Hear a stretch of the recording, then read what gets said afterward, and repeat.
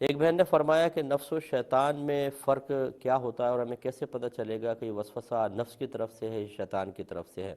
تو دیکھیں، شیطان ایک جن ہے باقاعدہ، یعنی جنات ہوتے ہیں جو باقاعدہ خارج میں ہوتے ہیں، جبکہ نفس کا تعلق ہمارے باطن سے ہوتا ہے۔ لسان شرع میں یعنی شریعت کی زبان میں روح کو ہی نفس کہا جاتا ہے۔ اگر یہ بگڑ جاتی ہے تو وہ نفس امارہ بن جاتا ہے۔ اگر انسان سے جب گناہ ہوتا ہے پھر اندر سے ملامت ہوتی ہے تو یہ نفس ملامت کرتا ہے، اس کو نفس لوامہ کہتے ہیں۔ اور اگر یہ مطیع و فرما بردار ہو کر اللہ تبارک و تعالیٰ کی رضا کے حصول کے سلسلے میں مکمل طور پہ تعاون کرے تو اسی کو نفس مطمئنہ کہا جاتا ہے۔ گویا کہ نفس کی مختلف صورتیں ہوتی ہیں۔ تو یہ نفس سمجھ لیجئے کہ ہمارے باطن میں ہے اور شیطان خارج میں ہے، اور دونوں کا کام یہ ہے کہ ہمیں اللہ تعالیٰ کی راہ سے ہٹانا۔ لیکن نبی کریم صلی اللہ علیہ وسلم اور اسی طرح دیگر انبیاء علیہ السلام، صحابہ کرام، اولیاء اعظام اپنے نفوس پر غالب رہتے تھے تو ان کے نفس برا مشورہ نہیں دیتے ہیں۔ یہ عام لوگوں کی بات میں عرض کر رہا ہوں، بلکہ میرے آقا صلی اللہ علیہ وسلم نے تو ارشاد فرمایا جب کوئی بچہ پیدا ہوتا ہے تو ہر بچے کے ساتھ ایک فرشتہ اور ایک شیطان پیدا کیا جاتا ہے۔ فرشتہ ساری زندگی اس کو نیکی کی دعوت دیتا ہے اور شیطان برائی کی طرف بلاتا ہے۔ کسی نے پوچھا یا رسول اللہ صلی اللہ علیہ وسلم کیا آپ کے ساتھ بھی؟ سرکار نے فرمایا کہ ہاں، میرے ساتھ بھی شیطان پیدا کیا گیا تھا، لیکن وہ میری صحبت کی برکت سے مسلمان ہو گیا۔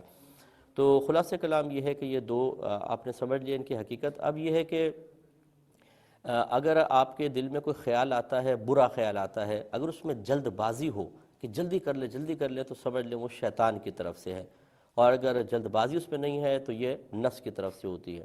بعض نے اس کو الٹا کہا ہے کہ نفس جو ہے وہ جلد باز ہوتا ہے، شیطان بڑی پلاننگ کے ساتھ کام کرتا ہے۔ تو اگر کسی برے وسوسہ دل میں برا خیال آیا اور اندر سے خواہش یہ ہے کہ فوری طور پہ اس کو کر لیا جائے تو سمجھ لیں نفس کی طرف سے ہے، ورنہ شیطان کی طرف سے ہے۔ اور یہ جب آپ بار بار غور و تفکر کریں گے، میں عرض کر دوں کہ جو دل میں خیالات آتے ہیں وہ چار طرح کے ہوتے ہیں: نفس کی طرف سے، شیطان کی طرف سے، طبیعت کی طرف سے، اور اللہ تبارک و تعالیٰ کی طرف سے۔ جب پاکیزہ خیال آتا ہے تو یہ رحمانی خیال ہوتا ہے۔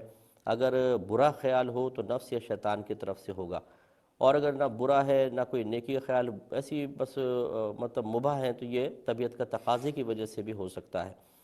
لیکن یہ بھی یاد رکھیں کہ بعض اوقات اچھا خیال بھی نفس و شیطان کی طرف سے ہوتا ہے، اور اس کی پہچان کا طریقہ یہ ہوتا ہے کہ اگر یہ خیال کسی بڑے نیک عمل کے مقابلے میں آیا ہے تو سمجھ لیجئے کہ یہ نفس و شیطان کی طرف سے ہے۔ مثال کے طور پہ آپ نے ارادہ کیا کہ میں تازہ وضو کر کے 2 رکعت نماز پڑھتی ہوں، اور فوراً دل میں خیال آیا کہ چھوڑو تسبیح پڑھ لیتے ہیں، اس میں نہ وضو کرنا پڑے گا نہ کچھ، آرام سے بیٹھ کے پڑھ لیں گے۔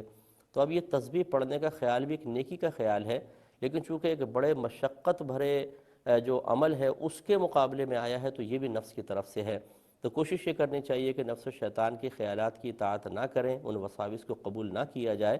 اللہ تعالیٰ کے طرف سے جو پاکیزہ خیالات فرشتہ ڈال رہا ہے انہیں قبول کیا جائے تو انشاءاللہ بہت برکت حاصل ہوگی۔